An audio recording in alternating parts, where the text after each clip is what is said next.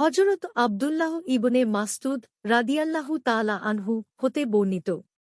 তিনি বলেন, এক লোক নবী সাল্লাল্লাহু আলাইহি ওয়াসাল্লামের নিকট এসে বলল, হে আল্লাহর রসূল, আমি মদিনার উপকণ্ঠে এক মহিলার সাথে সঙ্গমে লিপ্ত হওয়া ছাড়া আর সব রসাস্বাদন করেছি।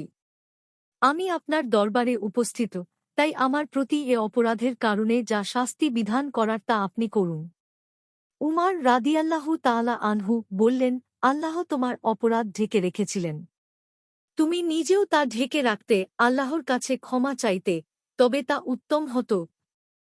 বর্ণনাকারী আব্দুল্লাহ রাদিয়াল্লাহু তাআলা আনহু বলেন, নবী সাল্লাল্লাহু আলাইহি ওয়াসাল্লাম তার কথার কোনো উত্তর দিলেন না।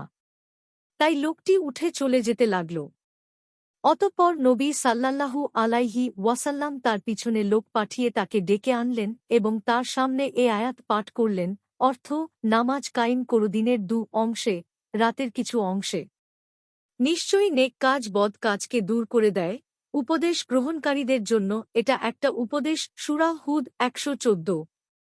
এ সময় উপস্থিত এক ব্যক্তি জিজ্ঞেস করল, হে আল্লাহর নবী, এ হুকুম কি বিশেষভাবে তার জন্য? উত্তরে তিনি সাল্লাল্লাহু আলাইহি ওয়াসাল্লাম বলেন, না, বরং সকল মানুষের জন্যই। মুসলিম ২৭৬৩, সহিহ তারগিব ৩১২৩, সুনানুল কুবরা লিল বাইহাক্কি ১৭০৮৫, তিরমিজি ৩১১২। মিশকাতুল মাশাবিহ ৫৭৫। হাদিসের মান সহিহ।